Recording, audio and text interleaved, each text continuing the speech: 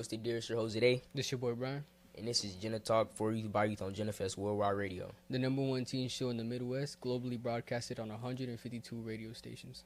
And today we're here with Brotha Mike. Now, before we get started, could you please share your socials, Brother Mike? Say it again. Now, before we get started, can you please share your socials, Brother Mike? My socials. It's Brotha Mike, BROTHA Mike 411 on Instagram. And that's everything. What is that? On YouTube, it's the same thing, Brotha Mike 411. On TikTok, Brotha Mike 411. On Facebook, it's just Brotha Mike, 2 words, Brotha Mike. Thank you. Brotha Mike with an A. So going on into the first question immediately, before we get deep, what's something that most people in Kansas City don't know about you? They don't know about me? Yes. Man, that's a good question.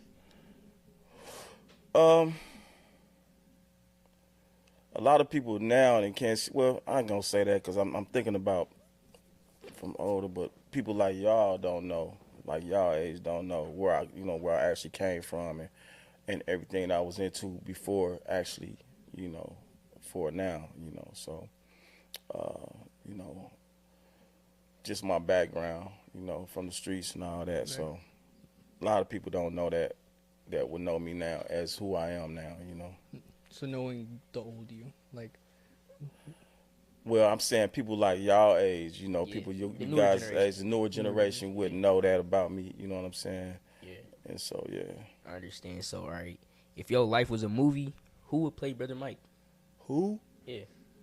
Man, that's a good one. Who would play Brother Mike? I think my son would play me. You know what I'm saying? Yeah. Actually, well, yeah. Well, it's so crazy because we just shot a video the other day, and he's playing the old me. He's playing my, that part that I said y'all didn't know nothing about. He's actually was playing that me, So yeah. So, be a barber or rapper for a day. If you had to pick one to choose forever, which one would you choose? A barber. A barber? Why do you say a barber? Because as a barber, I'm directly impacting in people's life. I know who I'm impacting. You know what I'm saying? I see people every day, and so I know the lives I can change and the people I talk to every day. You know what I'm saying? But then if you think about the rapper part, that only depends on the level of success. Who hears what you're saying, because it can go. What's the word I'm looking for? It can be arranged. You know what I'm saying? Because when you're dealing with radio, like y'all on the radio right now, more people can actually hear, what I'm giving out, but I'm directly impacted. You know what I'm saying? Yeah. Somebody's life when I talk to them, building a relationship. You know what I'm saying? Do you feel like cutting hair is more fun than rapping? Yeah. I would say so, and I'm gonna say that because every day again I get to interact with people. The people in the barbershop, man, it's something. I know where we at. It's something every day, that actually probably can go viral. You know what I'm saying? Something happen every day in that shop that you like, man, we should have recorded that or something. You know what I'm saying? So yeah. Could you give us a quick story of like someone who came in and just asked for the craziest cut ever? The craziest cut? Like the craziest cut. He asked for something wild. It's been a few of them, but the main thing I think about is y'all you want to fade, man, and dude came in and asked for one of the mohawks that go the old school Mr. T. Y'all know who Mr. T is? Mohawk. So you talking like standing up, ball. But then ball straight to all the way up here with no fade or nothing. You know what I'm saying? Just no straight, fade, just straight. Yeah, I told him I couldn't even do it. I'm like, I ain't gonna be able to do that, man. I ain't gonna do this to you. You know what I'm saying? My work's on the line. You know what I'm saying? Yeah, because they gonna be blaming you. Yeah. Fight your barber. Yeah, because people gonna see that and be like, man, who cut your hair? You see what I'm saying? And be like, Brotha Mike, yeah. We ask Maury that all the time. Who your barber? For sure, he know. Yeah. So, for the youth listening, tell us where you were born and what it was like growing up in Kansas City, Kansas.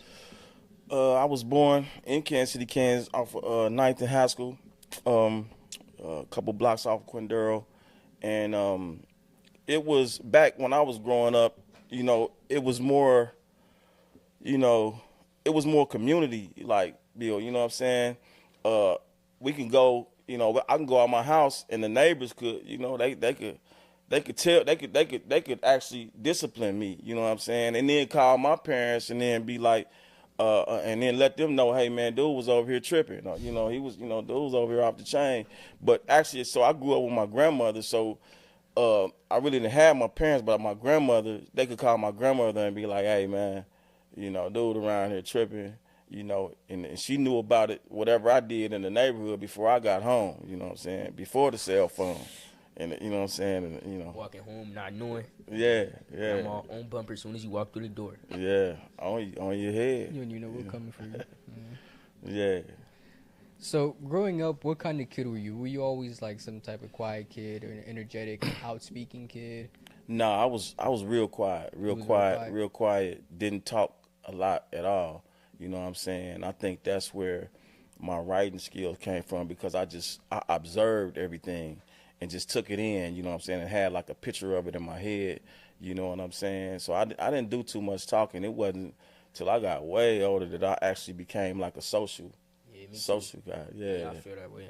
Yeah. Too. So what they call, that's like what they call that? You know what that is? That's a introvert. Yeah, I was thinking that introvert. I was gonna say introvert. I was an introvert growing up, you know what I'm saying? I kept everything in, and then I kind of acted out passive aggressively. So, you know what I'm saying? I held everything up, and then I would just, And then nobody would know. Right, why? Yeah. I understand that. Yeah. Your story includes your mother going to prison when you were young. How did that moment impact your life as a child?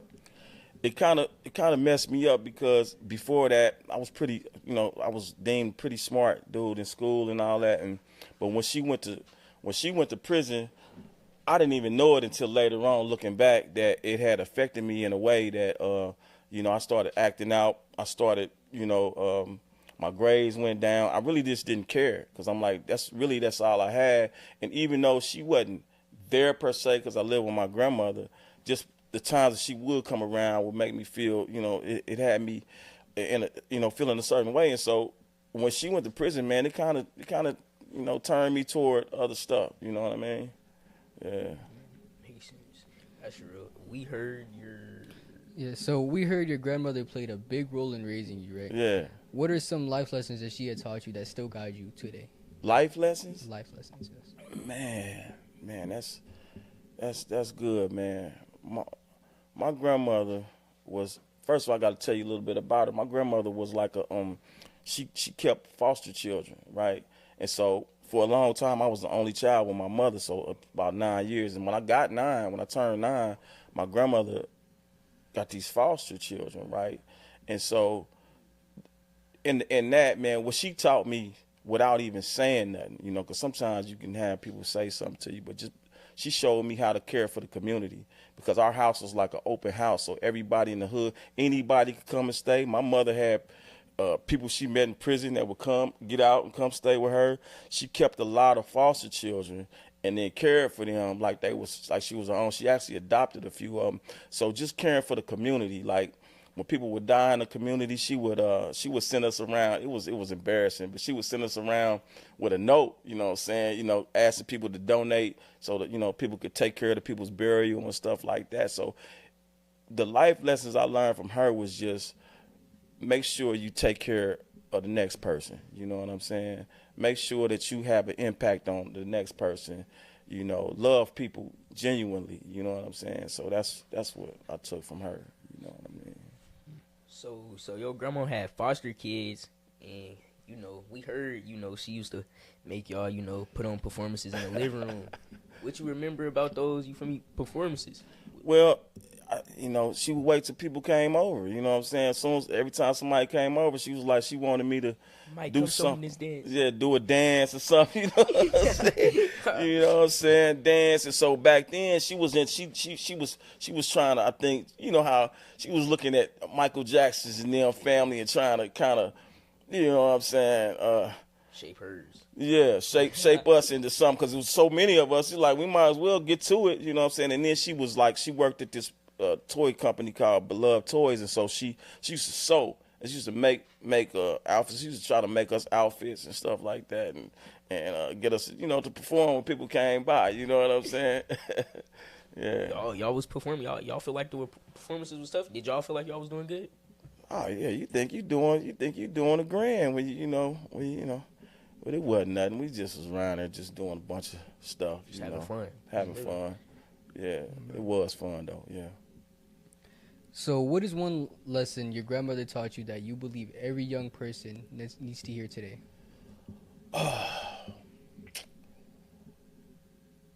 You said, ask me a question again. I got you.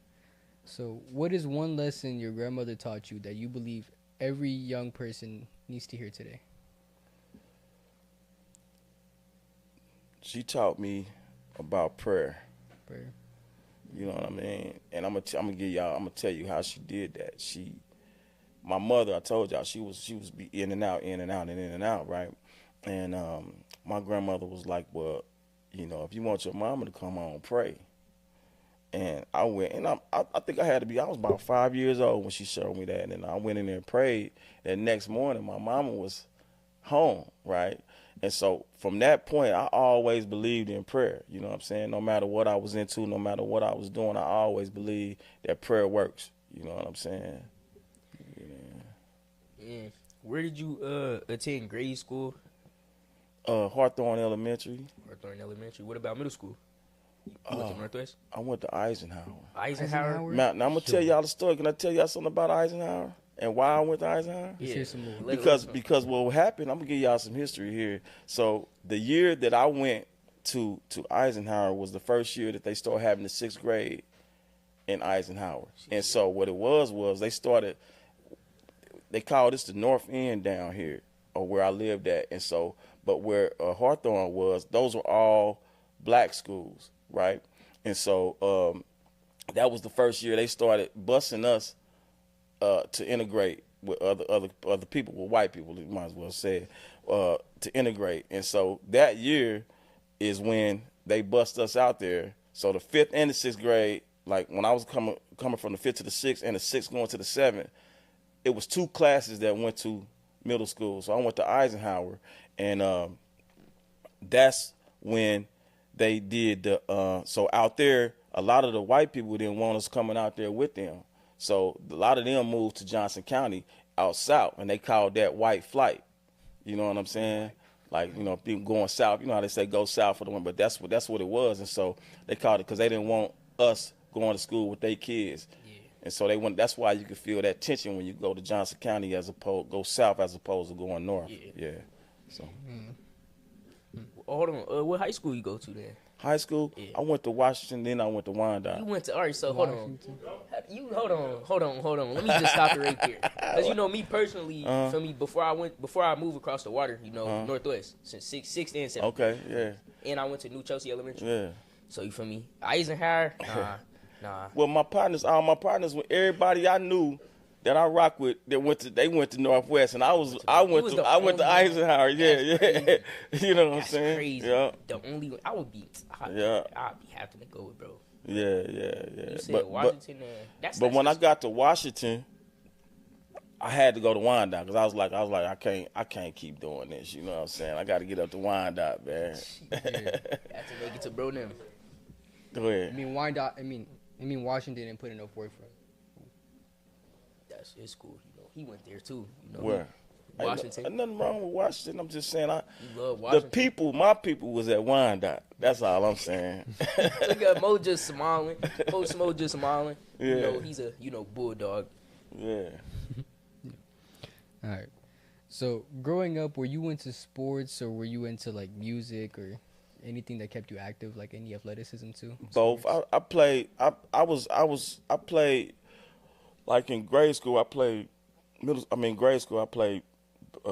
football and baseball. Baseball? Yeah, and so crazy. See, I got plenty of stories for y'all, but man, playing baseball, I wanted to pitch, and so I was at Hawthorne, and I wanted to pitch, and they wouldn't let me pitch because we had some athletes down. I mean, some real stumped down athletes down there, and so I went over to they called it Douglas at the time, the Orange Crush or whatever, Douglas, and it's this dude over there. I ain't gonna say his name, but he was throwing this kind of sidewind, slow pitch, right? And I came over there and threw that fastball, and they signed me up. And so when I got back. When I played Hawthorne, you know, I'm thinking I'm doing something. I'm like, yeah, I'm pitching or whatever. So I go to pitch, and well, they rocking me. They rocking me out. They like, come on, sit down, man. You know what I'm saying? So that's when you realized it was levels to baseball? Oh yeah, it's definitely levels. It's levels to everything. You know what I'm saying? And so, but with basketball, we had so many athletes, and I thought I could pretty much play. And I had a cousin, man, who I thought couldn't play for nothing, man. I just seen Mr. Bach, too, man, the other day. And I told him, man, I didn't make the team. He said, you must have couldn't dribble or shoot. I said, no, I could, but I had a cousin that couldn't do it.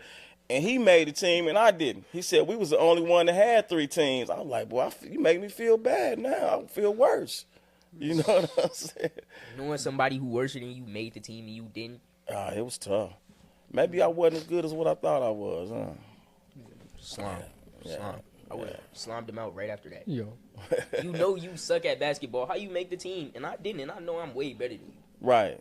Well, that's what I thought. That's what I'm saying. So, you know. You every day. We at PE, you getting cooked. Yeah. That hurt me, man. But it hurt me more when I talked to Mr. Bach. This is about 3 weeks ago. I talked to the old coach down there, and I told him how I felt about it. And he just told me what I told you. He said, man, you must have couldn't dribble or shoot.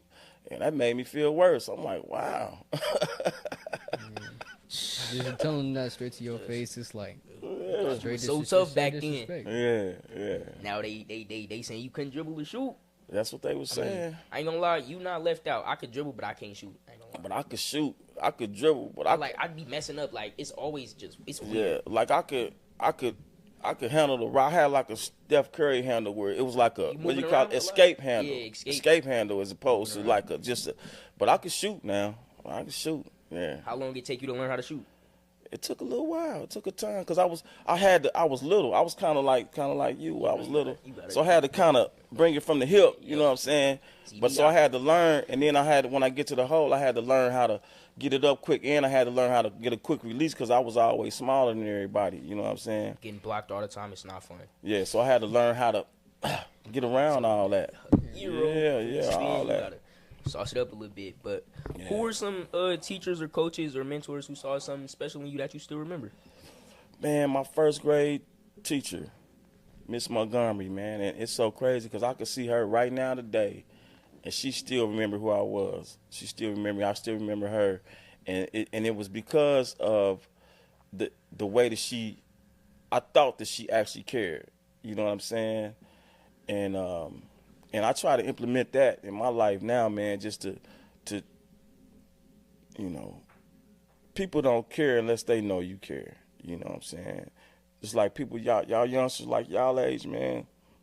If y'all don't know that somebody truly care about you, and it don't have to be all that smushy love. Like, you know, somebody just telling you the truth or telling you, hey, man, this is what y'all need to be doing. Or just being honest with you, but then showing that genuine care and not, you know what I'm saying, not always just trying to tell you, you know, where you go wrong at, but then affirming you in certain areas too. And so it was Miss Montgomery because I thought she actually cared. She wasn't just there for a check. You know what I'm saying? Just there to, get her money. Yeah. That's real. Yeah. So looking back now, what advice would you give to your teenage self? To my teenage self? Yeah, your teenage self. Don't be afraid to fail. Don't be afraid to fail. Yeah. Gotta always try. Yeah, take a shot, man. Every time you get a shot, take it. You know what I'm saying? Because I think when I look back, it's a lot of stuff that I probably would have been further ahead at, would have, you know, if I had not been afraid to fail at it. You know, but everything, as I've learned, the things that I just took, you know, when I had the idea, I had whatever in my mind, and I just went and did it, it worked. You know what I'm saying? Not even knowing how it was gonna pan out, it worked. But you always had man, what if, or what if I'd have did this, or That what, feeling. you know what I Always had that mean? That feeling. feeling, like, man, what if I'd have did this, or what if, and so just don't be afraid to fail, because all failure is, man, you give you a chance to learn what to do and what not to do. You know what I'm saying? That's all failing is, man. I think we scared of that word because of what it sounds like. Like, I'm a failure. I'm this. Nah, man. You know what I'm saying? If you don't take that chance, if you don't fail in life, man, you'll never be able to be successful. I don't think. Man, it's something. It's real. Gotta learn. You started writing music at age 10 and songs at 14. What inspired you to pick up a pen and start writing that early? That early, I had a cousin. I had a cousin, and he used to rap, and I mean, when we was coming up to that rap culture, it was heavy, and we liked it and all that, but I didn't think I could actually do it. But then I had a cousin who I looked up to. I used to go out to his house every weekend, man, and just get out there. If I couldn't get out there, man, I'd be upset, man, and throwing a tantrum and all that. You know what I'm saying? And but his name was the Jack of Clubs, the Ayers Doss, man, and he was Jack of Clubs, and so much so that I named that's my first rap name, was the King of Hearts. He was the Jack of Clubs, I was the King of Hearts, right? And so he was my inspiration, because I thought he was like the dopest dude, because we would walk down the street, he just pointed stuff, he just rapped. He had this dude called the 4-Watt Beatbox and all that. It was The come again, say what? 4-Watt Beatbox, you know what I'm saying? Y'all used to, I mean, that sounded decent. I'm talking about this is what we used to do, though. So y'all, you know what I'm saying? Walking down the street freestyling. He had the whole crew. He had his beatboxer. He had his DJ. You know what I'm saying? And had his little crew. They was the Lace Crew. Lace Crew. Yeah. The Lace Crew. The Lace Crew. That's yeah. a pretty interesting name. Yeah. But shout out to my cousin, man, the Ayers Doss, man, aka the Jack of Clubs. You know what I'm saying? Jack of Clubs. You was the what? King of Hearts. King of Hearts. Yeah. Them names low-key tough. Named after cards. That's tough. I ain't gonna lie. I mean, yeah, God, that's tough. So, going back again into your younger self, what was the first rap verse you remember writing? The first one? Yes, the very first one, if you could remember. If I can remember. King of Hearts is my name. The professor of slang. Suckers simply get hung, man, and I watch as they hang. I don't want to go. It's kind of graphic, so I don't want to get into Graphic, it. yo. It's graphic. What age was you when you wrote that? As I said, we don't do. And if you want to sue, I lived on 9th and Haskell Avenue, where I was born and raised, and will always be praised. The king from the age of my childhood days. If MCs try to diss, then their lives they will miss. I'm for more devious than the snakes is. Hey, you kind of sound a little how you say it? Poetic. Yeah, poetic. You Poetic. kind of sound a little poetic. A little bit. God, it's like your questions like adding up. Lots of questions. It's like your lyrics, like it's like adding up. Yeah. Like it's hard. Ain't gonna lie. Yeah. Your flow unique. Is it? It's not like no. You know how people be copying other people and stuff. Right. It's not like it's unique. It's like you really rapping. Right. Well, yeah, that's something I wanted to be able to be unique. You know what I'm saying? You got to understand, when people get into something, you always have to have somebody that you kind of, Hold on. Kinda- do that emo one more time. that what? Emo. What's that? Look, it's a dance. How you call it an You just emo? that's an emo. I'm finna start doing Man, that stuff, man, that's off the hip, man. I don't practice this stuff, man. I'm just randomly. Yeah. I'm finna just start doing that for no reason. Just because you did it. straight up. What artist or music was influenced you around the time you wrote your first verse? Man, if I told you that, y'all know my age, man. Yeah, but now, real talk, probably it was stuff before that, but the thing that impacted me most was probably NWA. You know what I'm saying? NWA. Yeah. And so, but see, I can go back because the first, Coach Mo saying this is low-key crazy. So if you older than him, We talking about Mo over here. Yeah, but if I told y'all what really inspired me, it was Run DMC. Y'all know? Yeah, you heard of Run DMC? That's old. I probably heard the name. I ain't gonna lie. Who? What? We might have to. I ain't gonna lie. Yeah. If he inspired you when you said it was a little graphic, what was he talking about? Well, what I'm was saying, he but then it was them. It was because I think when they came out with that movie, they had a movie called Crush Groove or whatever. Then when I seen LL Cool J, I was like, oh yeah, that's what I want to do. That's what I want to do. You know what I'm saying? You know who LL Cool J is? Yeah, I ain't gonna lie. Okay. He's definitely, of course I know LL Cool J. Yeah. So I'm telling my age now, man. I'm It's a lot okay. older. It's okay to be antique, you know. Yeah. It's okay to be, you know, ancient, you know. Yeah. Bro, Yeah. We still love you, even though. Straight up. Yeah, but I just think that and it ain't because of me and because of what I think. Cause some people get older and you know what I'm saying, and they still had that same. I think that I've been able to evolve over the years with the, you know what I'm saying, with the flow, with the lyrics or whatever, and so, you know, everybody ain't able to do that. You know what I'm saying? They get stuck in the time. You know. For sure. For sure. I know it's a time right now, but that's real though. Like I ain't gonna lie, that's unique. And every song don't sound the same, but because you know most songs nowadays sound the same. Yeah. It's like, And that's what I know try you to use stay it. away from. I try to stay away from sounding like everybody else. You know what I'm saying? yeah. And you know, and everybody might not like it. You know what I'm saying? I'm just looking for the group. I'm looking for the lane that like what I do, man. Yeah. That's all. Me too. I agree with you on that. Matter of fact, shake the hand. Shake the hand. Shake the hand. Sorry. Okay. So what made Young Mike realize that I can do? Wait, let me restart that. So what made Young Mike realize that I think I could really do this music thing? It was everybody else around me. You know what I'm saying? Telling me, you know, that I was actually good at it. You know what I'm saying? Yeah, everybody else, you know, because I didn't have the confidence, man. It's so crazy. I'm gonna tell you how my career almost got stopped.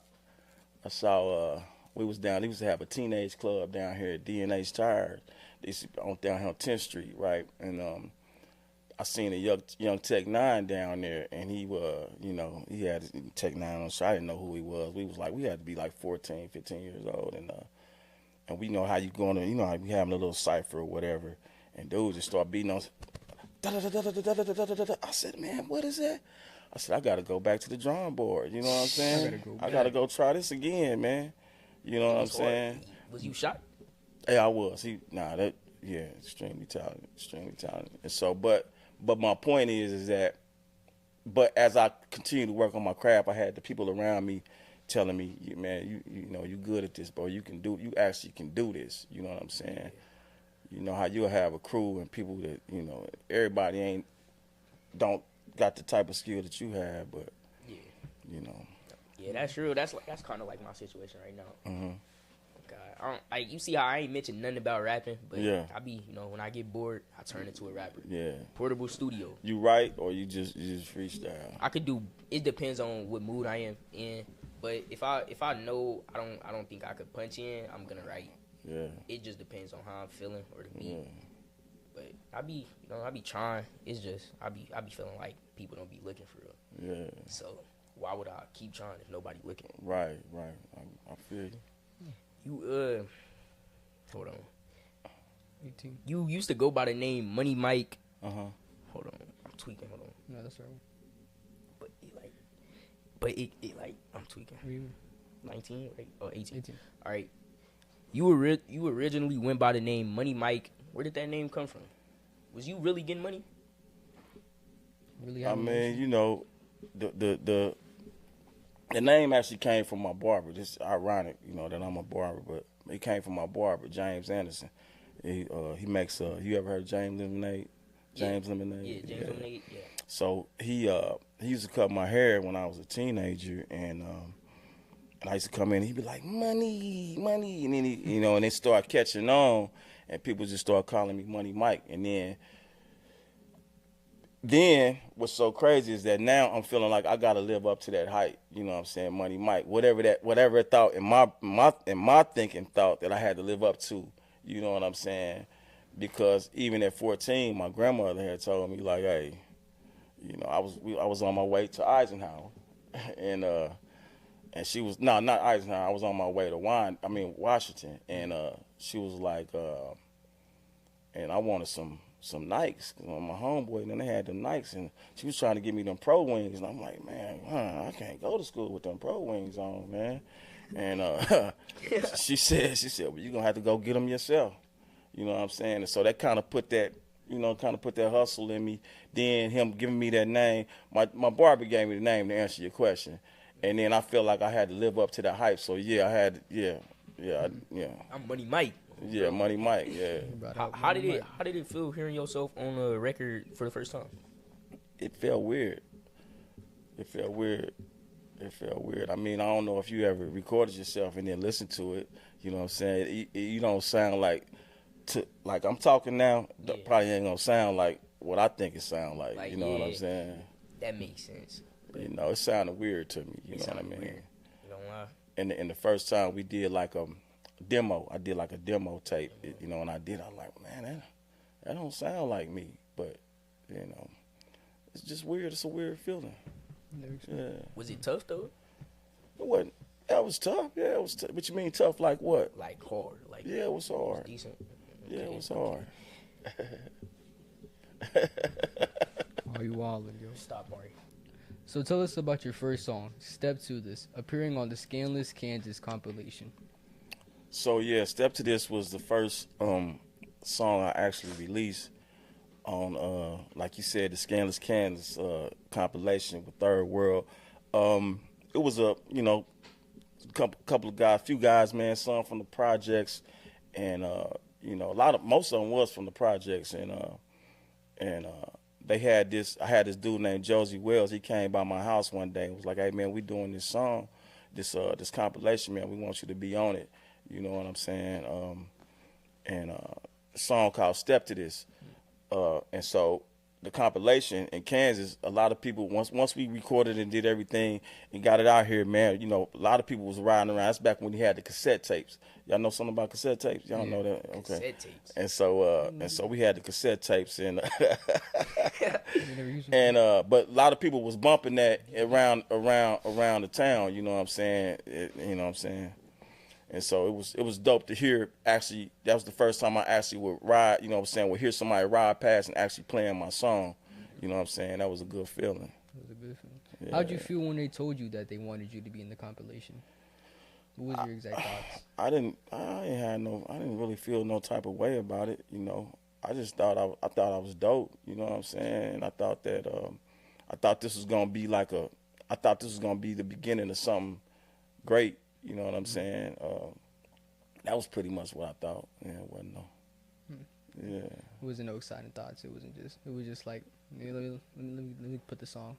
Yeah, I mean, it was just dudes it was just a lot of dudes from the hood. So it wasn't like it was no major label or nothing, or somebody we all was in the same boat, struggling, trying to get out. You know what I'm saying? Trying to use music as a way to get out of the streets, out of the poverty, out of, you know what I'm saying?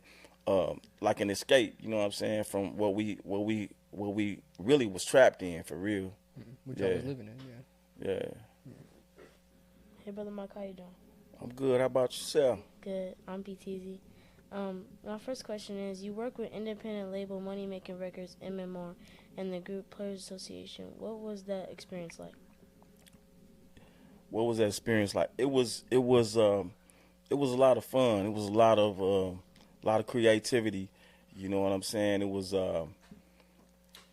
we sat around, man. We made a lot of music. You know, I wrote a lot for that. You know, for that time. I featured on a lot of the Players Association album, and then I was an actual solo artist, right? And so I was working on working on a project, and I never released it. You know, it was a project called Old Money, right? But I did do a single on there called That Mouth, and a video. And so, and I know I've been asking y'all about cassette tapes and whatever, right? Yes, sir. But we did like a VHS video. That's my first video on VSH. We was the first ones around here to sell VHS and the CD together, packaged up, and selling them hand to hand. Yeah. Yeah, this was around the time y'all had them like box TVs with the big. Oh Yeah, yeah. with the big back. Yeah, Yeah, with the big back. I know now. Yeah. And even though you just talked about an album you was just working on called Old Money That Never Came Out, what really happened to that project? What happened to it? Yes, sir. Well, I was working on it, and because of what we was talking about earlier, the Money Mike, and trying to live up to that name, even though we was working together, I couldn't find it within me to stay out of the penitentiary. So I was back and forth to the in and out the penitentiary, and so a lot of times, even with the single, it was because it was a hit. You know, again, I say that because that's what everybody else was saying, not what I was saying. I didn't even like the song, but everybody else thought it was a hit, right? And so, but because I couldn't stay out of the penitentiary, it took me longer to try to finish the album, and then the album was finished. But when I came home, and when at a time when I changed my life, you know, I didn't want what I was giving out, what I was actually saying, the lyrics and stuff that I was giving, to actually be aired, because I had changed my mind. My mind had changed, my heart had changed, and I was on to something different. You know what I'm saying? If that Money Mike version of you could talk to Brother Mike today, what would that conversation sound like? What would it sound like? You should have straightened up faster. You should have got it quicker than that. You should have got it, you know what I'm saying, when you was young, when your grandma was trying to give you, you know what I'm saying, all the game, when your grandma was trying to teach you and show you, when the community was trying to shape you into, you know, who you are, you know, and then being authentic and being your real self because personally, I'm just gonna keep it real with y'all. I think Money Mike was a character, you know what I'm saying, that I just created and was trying to become, because, you know, that's what brought the attention and the people and all the stuff that was all fake and all false, you know what I'm saying? Trying to live up to other people's expectations. But yeah, I would tell him, man, you know, you should have got it quicker. I'd have smacked him on the back of his head, like, straighten it up. Do you think Money Mike would have let Brother Mike smack him on the back of his head? Probably not. Probably not. Yeah, it'd have been a problem, bro. It'd have been a problem. And you said, you know, that aggression, fast temper, you probably would have bugged up on Brother Mike. Yeah. He would have got it for sure. Going back, like we just talked about, grandma, you asked your grandma for Nikes when you was younger, and she told you go get them yourself. How did that like shape your decisions, and how did that really make you feel? Well, I'm gonna keep. Remember I told you about my partners that went to Northwest, right? Yeah. Well, a lot of them I thought were doing worse than we were, right? Just because of their living situation, and I was like, well, how they got Nikes and we can't get them, man? We was living in a halfway middle class, you know what I'm saying, type of situation. And then like I said, we was staying with. I had the foster children. We had the foster children, and it made me kind of feel like, first of all, I know you got it, and you know, so really you lying to me. So, but what it made me do was actually, it pushed me into that mode, that Money Mike mode. Like, I gotta hustle. I gotta find some kind of way. Now, mind you, I gotta tell you this, cause she, again, even though she told me that summer, she took me to go get a summer job. You see what I mean? But then I started. Stuff started happening that kind of shaped like, well, I got to have a little bit more than this. I got to do a little bit more than, you know, even the Nikes. And so but it put a hustle mentality in me, though. It did do that. Yeah. At one point, you had opportunities connected to a possible major deal with Universal. What was that moment like? Well, it was exciting. It was really like, okay, I've worked hard all these years to finally, you know, get the deal, you know. And mind you, if we got it, I'm gonna keep it 100. It probably would have been something we wouldn't have wanted, you know what I'm saying? But we kind of knew a little bit about the business, so all we wanted was a distribution deal. All we wanted was to get out there. So it was exciting. We like, yeah. But to answer your question, it was very exciting. We thought that, we thought we was there. We thought we made it. You know what I'm saying? But you walked away from that path. What was going on eternally in your life in that season during your life? I mean, during that season in your life, what was going on? What was going on? Again, I tell you, like I said, I was in and out the penitentiary. I was still in the streets. I was running around, and I couldn't stay out of the penitentiary. And to tell you the story, I came home one time, my last time I came home from the penitentiary, because before then, I knew a lot of times I would say, I'm going to change when I get out, but I knew when I got home I was going to do the same thing, you know what I'm saying? And it's crazy because I got a song called Mistakes that I'm writing right now that I'm almost done with, going to shoot a video to, and it talks about me never learning from those mistakes, right? And so I think it's okay to make a mistake. I'm going to get to your question, too. It's okay to make a mistake, but as long as you learn from it and as long as you grow from it. And I didn't learn, And so what made me walk away is that, things kept happening. I had a situation where I was still trying to live in the streets and nothing would go right. I came home from prison. I tried to do some things that didn't go right. I would gamble. I was a gambler, so I tried to shoot dice and get money. Didn't go right. Crapped out every time. Every time. I mean, crazy, like, you know what I'm saying? And it was just so crazy. And that last time, them dice, I crapped out and lost all my money on that play. I said, okay, God, I hear you. Okay. Because he been working on me the whole time. I just wasn't paying attention. I was trying to go and still stay in this mode, please people as opposed to pleasing God. And so that's what happened. And so that's it. That's it. Had to change the heart. Had to change the heart. And I've been changed ever since. I've been walking a different way. Long story short, you had to change your heart. Change your heart. That's real. Change your heart. Well, I could tell you what it was. I could tell you without. I'm trying not to be so religious on here, but I accepted Christ. You know what I'm saying? As my personal savior. You know what I'm saying? When you mean you accepted Christ, explain that. Explain it? Yeah. Well, I realized that I couldn't do nothing in of myself. You know what I'm saying? And as I started to pray, read the Bible, if you will, I started to understand that it was a power that was greater than me. You know what I'm saying? Because all that time I was Money Mike, I thought that I was in control of all of that, until he let me realize that you was never in control.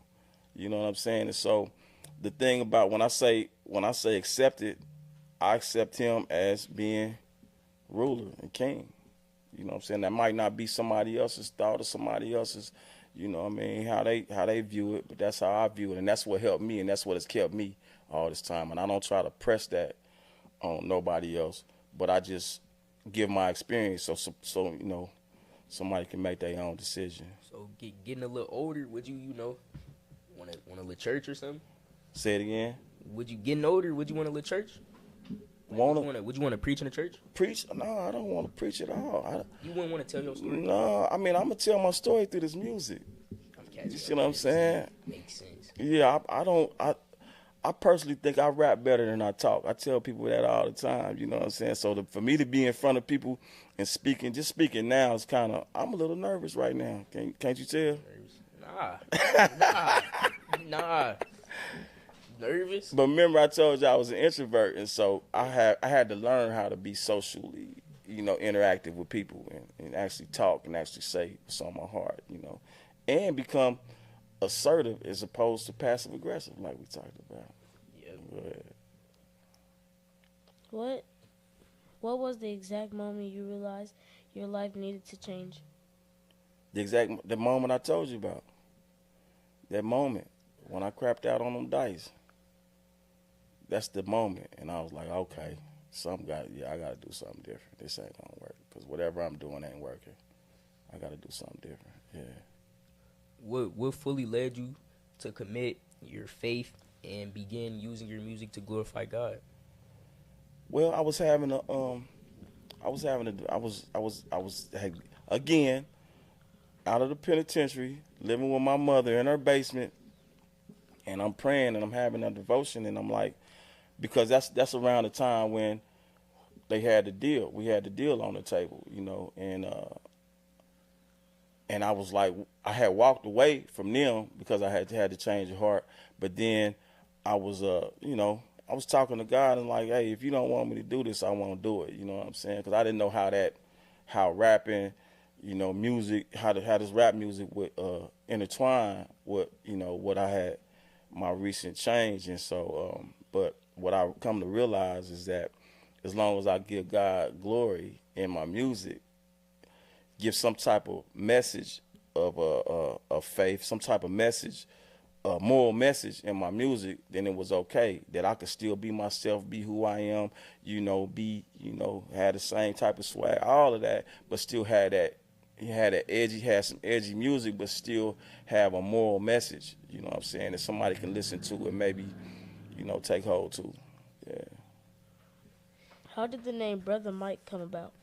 Brotha Mike, well, when I started going to church, and the people started calling me Brotha Mike. And if y'all listening to me, I always, even when I talk to y'all about the music, I never thought I was good as I am. I never thought until somebody else told me that, right? I didn't deem myself Money Mike. Remember what I told you, the barber told me that. So when I went to church and the people started calling me Brotha Mike, I'm like, okay, that's it. I'm going to call myself, because I was trying to come up with names and all that different, you know. I was going to be the Quiet Storm. The Quiet Storm? Yeah. Look at this dude, that sounds like something he, you know, him right there, that sounds like something he, you know. I was going to be the Quiet, but when they started calling me that, I was like, well, it just flow. It's just flow. That's what, you know, that's what everybody now call me, you know, at the church and around town and everywhere. It's Brotha Mike, yeah. In 2014, you released the album Steadfast, Unmovable. What message did you want people to hear from this project? That now I got a newfound faith, like I told you, and I'm in it. I'm steadfast and I'm unmovable, right? And at the time, and I know now that I read, I got to take things in context and all that. And at the time, I was new, so it was just that was based on a scripture in the Bible, 1 Corinthians 15:58, I believe. You know, and so I wanted to make sure that now that I'm here, I'm steadfast and I'm unmovable. So on the CD cover, so I know y'all know what CD. We went all the way from cassette to see a CD. I know what that is. Okay, and so on the CD cover, it was me sitting on a rock, which is a representation of God, of Christ, and then it was a bulldozer in the background in this field, like, and I'm sitting there like, you know what I'm saying, you ain't gonna be able to move me from my stand, you know what I'm saying? That's kind of hard. I'm just visualizing that. That's, you know what I'm saying? Something decent. You know you can make that with AI now, right? Oh, AI is tough. AI is tough. I don't know how to use it. I don't want to know how to use it. Yeah. So we lying now. Is that it? You don't know how to use AI, huh? I don't partake in them type of activities using AI and stuff, you know. Nah, I just be chilling. Yeah. Why you still looking at me like that? Like you think I'm lying? Yo, because it's about them assignments. Oh yeah. Oh yeah. I use AI for them assignments for sure. Yeah. See now, yeah, I know how to use that AI. And the other videos on your phone. Chill. Nah, but Yeah. Then in 2019, you released All God, No Gimmicks. What was that title so important, and why was that title so important to you? I think because at the time, it was a lot of people, you know, doing like rap music like I do, like gospel rap, and even in the secular world, it was just a lot of gimmicks going on at the time. A lot of people were using things and doing things just to sell music, and so my thing was like my title gonna be All God, No Gimmicks. You know what I'm saying? And I didn't want no gimmicks. That's when they first, when I came out with that, I think they had that, what you call the auto-tune stuff, right? And so I'm like, I ain't doing no. People's like, man, you got to put the auto. So I'm not doing auto-tune. I'm not doing nothing. It's gonna be straight, raw. It ain't gonna be none of that. I ain't doing none of that. And so that's what the title. That's what that, you know. That's where that came from. That's what that meant. That was my thought on that. It's like I'm gonna give y'all all of what God got in me, but it ain't gonna be no gimmicks. That's You know what real. I'm saying? What does all God, no gimmicks mean in today's music industry? In today's music industry, Yeah. I think just being authentic, whatever your relationship is, just being authentic, man, and not to cap. You know what I'm saying? Because there's a lot of people that just cap in their music, man. There's somebody that they're not. You know what I'm saying? They're making up stuff not on both sides, on both sides, and so, it's dudes that'll rap, about stuff that they ain't even doing for the money. You know what I'm saying? But and it ain't really a lot of money in music no more right now, anyway. But at the time when it was, the people was doing that just to get the money to get signed to do all this, right? And then, you find out they might, be an Ivy League student or something. They're talking about they in the streets and all this, right? But to me, it's just today's music. It's just, especially when you're talking about what I do. Even in that, it's some people that's switching over because now there's more money in gospel rap. They just doing it, you know what I'm saying, and making it sound good, saying a couple verses, this and that and the other, and making it sound good, and not being authentic in who they are in God. Is that? I mean, I don't know what that. That's what your meaning is. Okay. It's decent. It's not a bad meaning. Okay, I'm just. You released singles like Primetime and Another One, and now your new single, Faith Walk. What inspired these new records? What inspired? This new record. New record? Which one? The Faith Walk. Faith Walk? I wanted. I'm gonna tell y'all the story. So y'all know I'm a barber. I told y'all. So I'm in the barbershop. I hadn't been rapping for a while. I wasn't gonna do it. You know what I'm saying? And if I was gonna do it, I wanted to do it right. Well, I had people telling me, man, you got to do content. And I'm like, man, I don't want to do. I don't want to do content. Well, with the Prime Time, I did content. I hung the what do you call that? The clippers like a microphone, like how y'all see the one mics or whatever, and did and rap into the clipper, right? And I started getting responses like, boy, that's dope. We ain't seen nobody do that. So what it let me know is that, I had a little bit of creativity on that side of it with the content. We in the content world, people want to see visual. And so with doing that and continuing to do that with the content, I had a buddy of mine call me out the blue, was like, hey, man, I got, you need a beat? And I'm like, yeah, all right, because he ain't never been known for making no beats. I'm like, all right. Well, he sent me 2 beats. I listened to one. It was hard, but he sent me this other one, that Faith Walk beat, and it just like boom. It instantly gave me like a good vibe. I'm like, bro, this is hype right here. I'm like, I hadn't heard nothing like it, and so I'm like, I'm gonna write a song, right? And so when I went over there to him, I went over there to talk to him about it. Because when we talked on the phone, whatever, I went over there to talk to him about it. He was like, this is what he told me. I'm telling y'all, this is what he told me. He going to tell y'all the same story if y'all ever talk to him.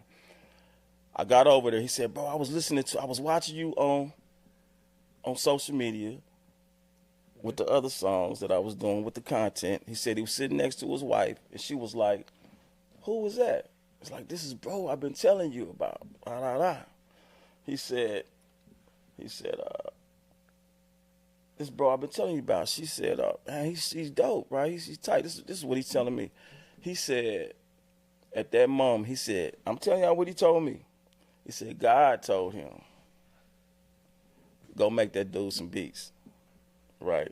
So that's one of the beats he made and he sent to me. And so when he sent it to me, I started getting that hook that y'all like, that hook, the melody of it. Right, but I knew I was gonna do the part. Yada da da yada da da. I knew I was gonna do that. You might as well say it again right quick, just you know what I'm saying? Yada da da yada da da da yada yada yada yada da da. That's you know what I'm saying? But I knew that was gonna be there. Then I wrote the hook and I had a few people I had in mind to be on it with me, and I just knew it was gonna be I knew it was gonna be hard. I knew it was gonna be a hit. And I'm not saying that because I think it. I actually think this one is gonna be a hit.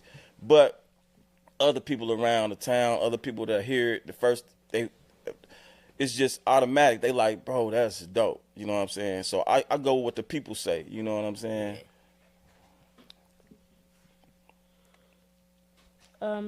What was the creative process like recording and filming the music video? Like I said, the creative process, I gave you a little bit of that already, was I came up with that hook. And so I called around, I called people that I thought could sing that like I wanted them to sing it, you know, and a couple people, and it didn't go like that. I called this other brother, man, y'all probably know Big, and he sung the hook for me at first. And then, you know, I was trying to get him back, and I couldn't catch him because he was working all the time to get that hook, you know, with this right cadence that I wanted it, right? Well, but he's so dope, man, how he do his, what you call that, his recording process, and he's making all these sounds, all that y'all hear in the beat, in the background on that hook, that's him, right? And so, we did that, we recorded that. I had a couple other guys that was gonna be on the song with me, but you know, I wanted to feel good. I didn't want it to sound churchy. I wanted it to be a good vibe. I wanted it to be universal, that everybody could actually play the song, listen to it, vibe to it, you know what I'm saying, and enjoy it, you know? Yeah. You're also a barber. You done talked about a lot of, you know, cutting hair. How does you cutting hair connect you with the community? Well, I mean, as a barber, man, you know, when you get a good haircut, can you test it? When you get a good haircut, you feel confident about yourself, right? And so by me being able to do that, cutting hair, and then when you show up, it's funny because when you get I give somebody a good cut, you know, which most of them are, but when they get a real good cut and they feel good about themselves, I mean, I don't always get it right, but when they get a good haircut, they and you see them, you go out to the games or wherever, you see them, you be like, man, that's a good, you know what I'm saying? You be like, well, that's a good cut, you know what I'm saying? Right. And so when they see you, they like, that's my barber. That's how they come to you, like, man, that's my barber. You know what I'm saying? That's my barber. And so it connects you because you get a lot. It's a lot of people, especially where I'm at. We got like 10 barbers, and so you got a lot of people coming through there. So a lot of people know me. So it connects me in a way, you know, not only with music, but networking on other type of levels, man, because you got all type of people coming in there from all walks of life. You know what I'm saying? So it connects you to the community in the sense that the barber, man, was always like I told y'all, when I go back, the barber's the one that gave me my nickname. You know what I'm saying? And so the barber is always a part of the community, man. The barber is always looked up to or looked in a certain light, rather, in the community. Yeah. What kinds of conversations happen in the barber chair that people might not expect? How is that a pause?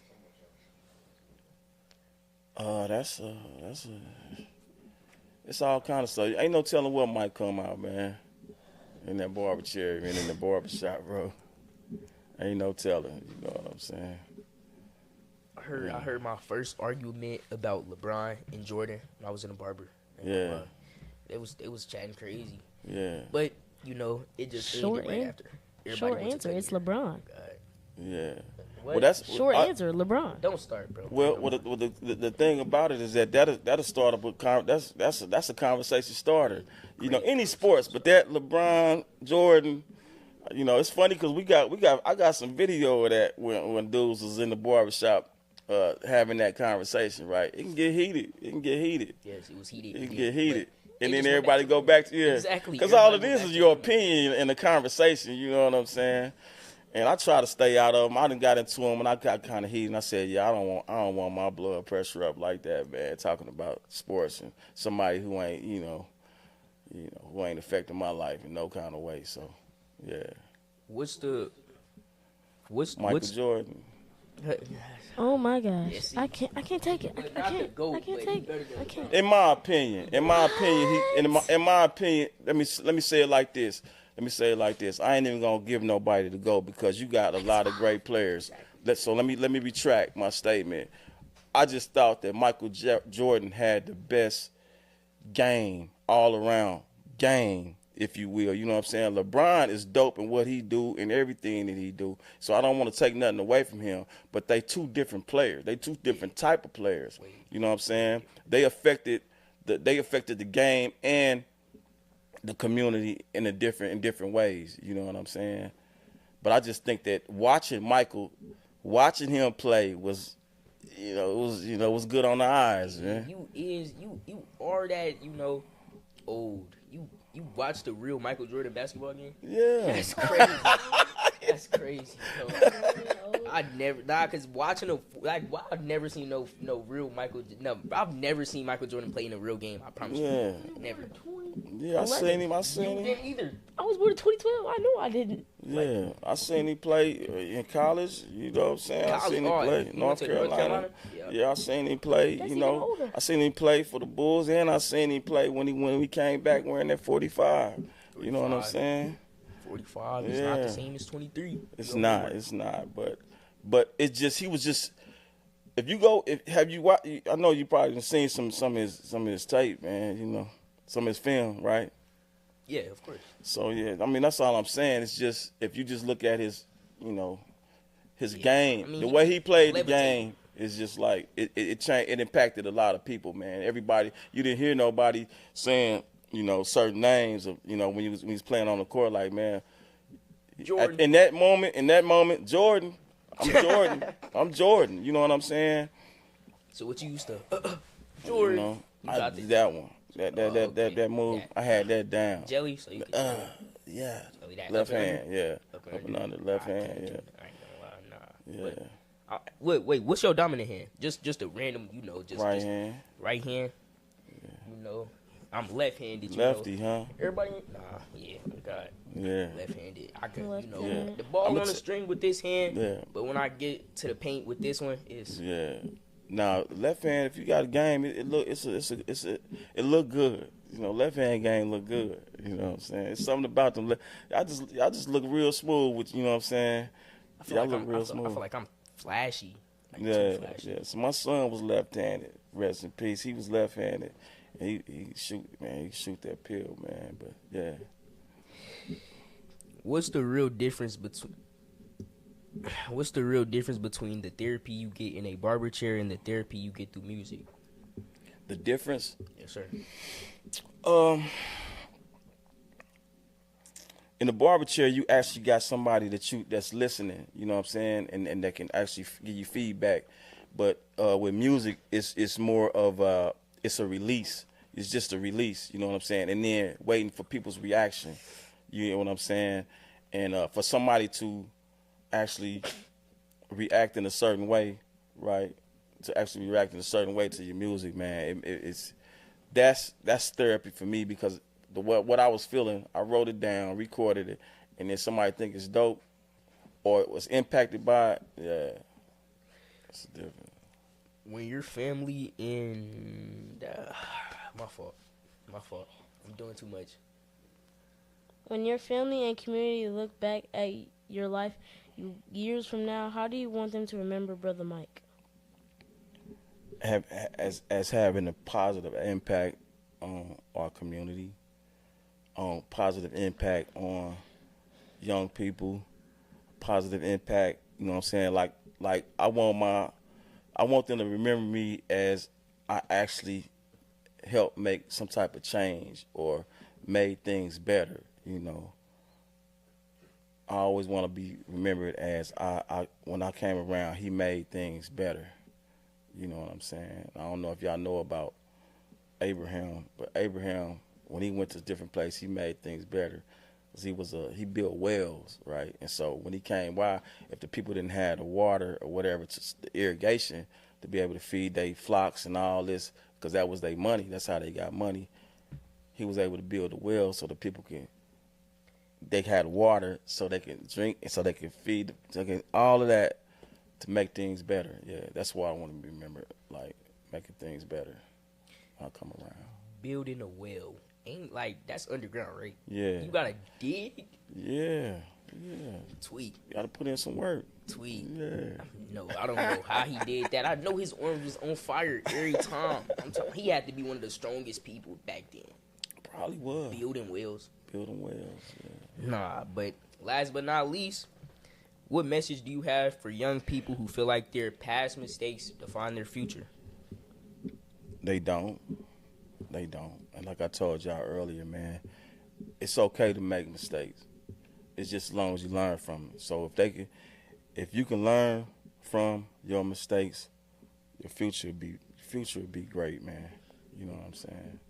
So the past mistakes don't define who you are.